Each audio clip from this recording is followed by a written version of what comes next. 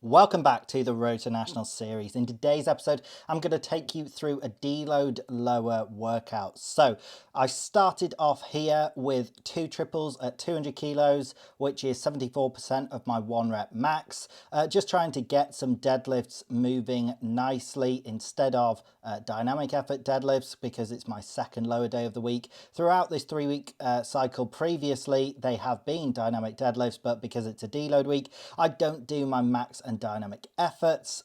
These move pretty well. Trying to work on my technique and moving the bar up as one clean motion, because I normally have a lockout issue where I 2 motion it right at the top, but they were looking much better, and I'm hoping that transfers over to even heavier weights when I start going for maxes. So the first accessory here was elevated heel squats with the cambered bar. Now, I was so happy doing these. I have not done this as an accessory since I started filming this series, so the beginning of 2026.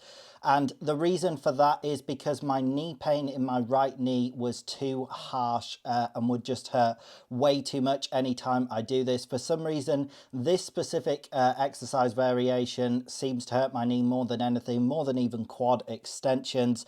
But I felt basically no pain doing this. Now, I do have my knee sleeves on underneath my trousers. I'm not doing this completely raw. However, that compression I find to be useful and just meant that my knee felt completely fine throughout the whole movement. For the second set here, I took off my shoes and the bar actually moved even easier. So you should always aim to squat not in running shoes like I did the first set. The only reason I'd use them is because obviously I'm using very light weight here and I thought I'd be fine. However, the spongy bottom of running shoes is really bad for squatting. It makes you really unstable and evidence of that is this set here, how it moved way better than the first set. Another reason could be that my knee was a little more warmed up and I felt like I could get after it a bit more and I was moving the bar a bit faster, but very happy with these. And the plan is to just slowly build them up. So obviously 60 kilos is really light compared with my squat, but I'm gonna try and just add maybe 10 kilos each week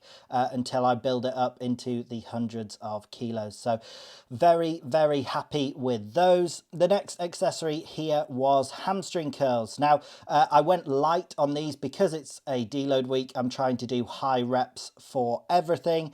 And interestingly enough, I was feeling some sort of pain in my tendons at the back of my knees, particularly on this right hand side, but to be honest, on both sides. I think that might just be fatigue from all of the training I've been doing, and it only really kicked in around rep 12 and I was doing sets of 15. So annoyingly, that's sort of what made me stop. Like, my hamstrings were definitely very sore, and it's a deload week, so I shouldn't be pushing to absolute failure, even though if you followed the channel, you know that's what I normally do with every set. I think that you should always train intensely so that your body has a very clear stimulus to react to and be like, there's no way I can do that on a regular basis, and then it'll adapt.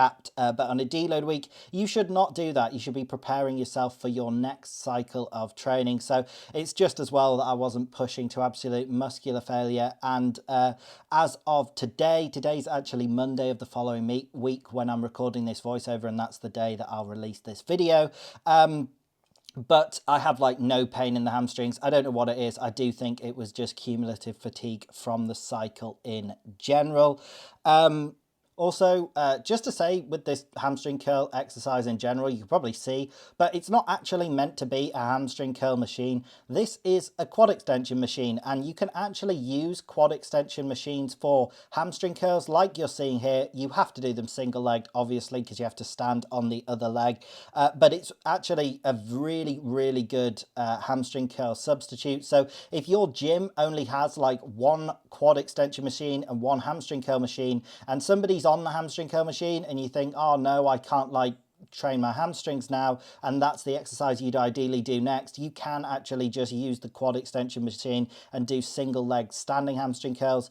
But you can also use a quad extension machine for calf raises. Now, that's a little bit more complicated, but what you would basically do is you sit on the edge of the quad extension with your knees over the end, similar to if you were doing quad extensions, but you lift the actual plate, the bit that you push up, you lift it to the top and tuck your knees underneath, and then the weight is grounding down through your thighs, and it's like a seated calf raise machine. So if you get a block to elevate your feet on as well, it literally works as a very good substitute as a seated calf raise. The only challenging thing is getting the actual plate up in the first place, getting yourself into the starting position. But I have done another video where I've demonstrated that. It's a bit hard to visualize, so if you don't understand what I'm on about, that's understandable, but you can actually use a quad extension as a seated calf raise machine as well. So they can be way more versatile. And for a home gym like mine, obviously, I don't have room for like lots of different quad extension and hamstring curls machines.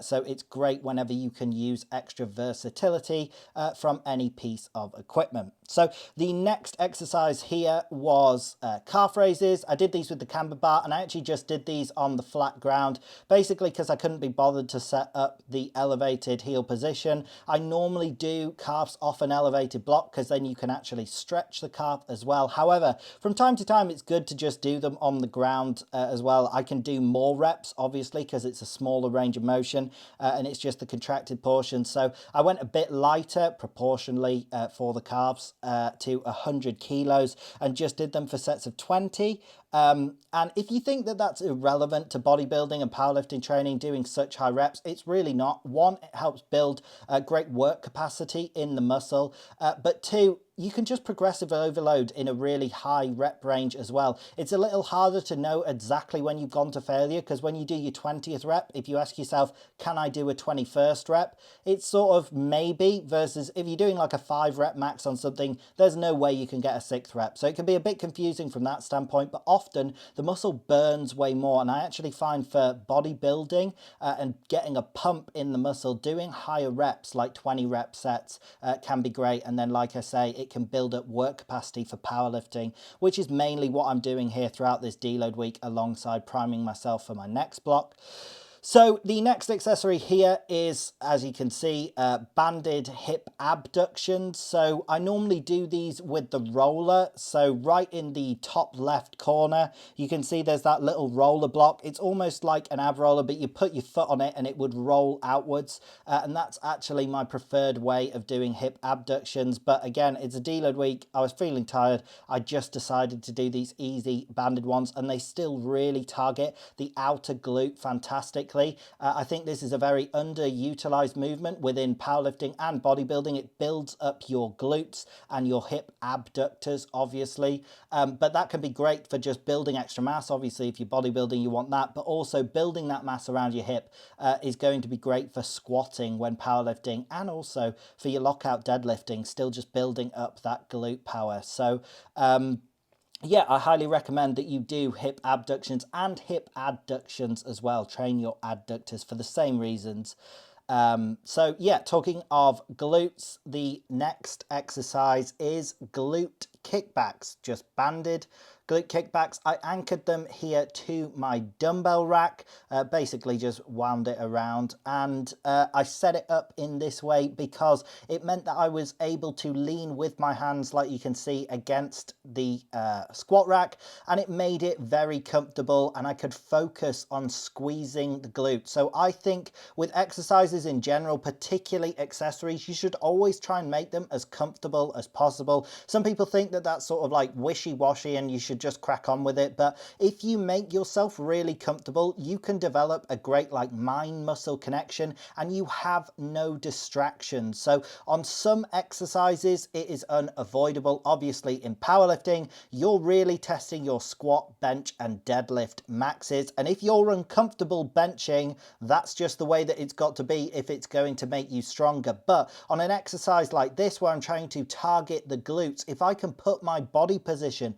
in a position like this, where I can lean against the rack with my hands and just focus on squeezing the glutes, if I wasn't having my hands against the rack here, it would be so hard to keep my body upright. And loads of people I see doing glute kickbacks on cable machines without somewhere properly to anchor their hands, and it sort of like pushes them over with every rep. So whatever the exercise you are doing, you should seek to make it like comfortable and effective for you, so that you're able to execute it properly, and you just want to be focusing on whatever your targeted muscle is. You want to isolate that. Obviously, if it's a compound exercise and you're trying to hit a group of muscles, like if you're doing squats, you're probably not just thinking about your quads. You've got your glutes and hamstrings and calves, and you're working on hip extension and your upper back tightness. There's lots to think about, but whenever you're doing any exercise, it's great if you can fully isolate and think of working on what you want to. And I think the best way of doing that